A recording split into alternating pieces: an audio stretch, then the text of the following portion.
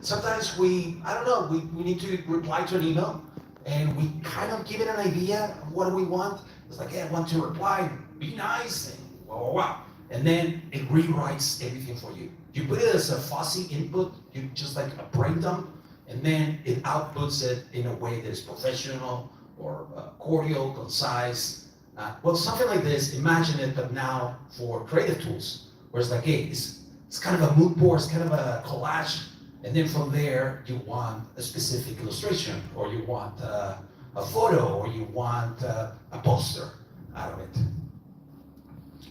So yeah, hopefully you like this tool when we release it.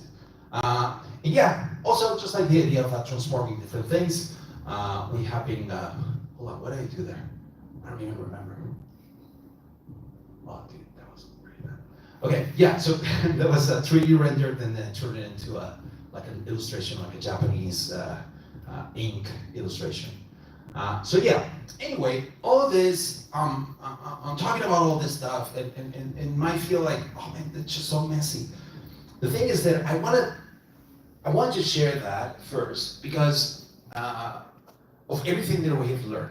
We have been creating these tools and we have noticed that, well, AI models are becoming way more powerful, and in their full potential that we realize and as developers and designers where we're creating these tools is that their full potential is often hidden. And I think this is because of what I like to call the discommunication between the human and the machine. That there's a poor communication.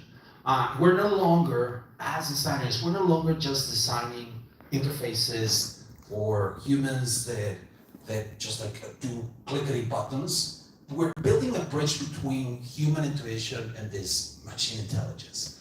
And it's a relationship that like connects between two different worlds, but they feel like they're one. So, and here's the thing. The class is called, the Salon is called AI UX Patterns. It just sounds cooler. They're just regular UX patterns. It's just the same, but just applied with the power of the robots behind. They're the same design principles we've always used. Good old UX, guiding users, simplifying inputs, giving feedback. So the only difference here, a big difference, is that the machine is now way smarter. And it can predict, it can learn, it can adapt.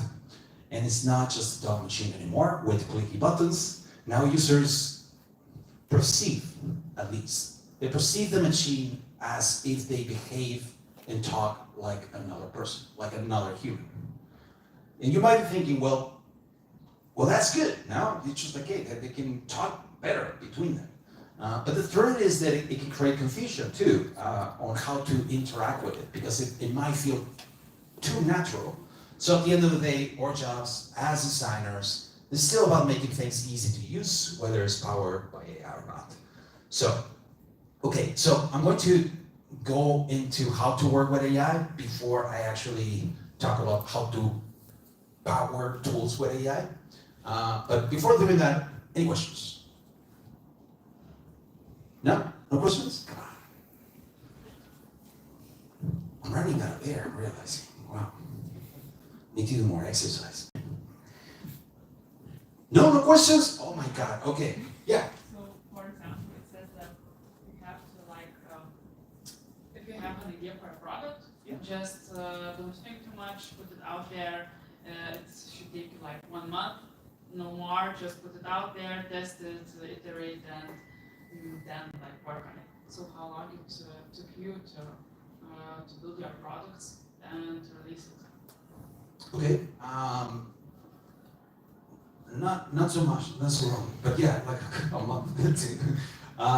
Depending on what it was, like mucho, it took us a couple of months. I think it could have been in a month, but anyway, it took us a couple of months to just release it.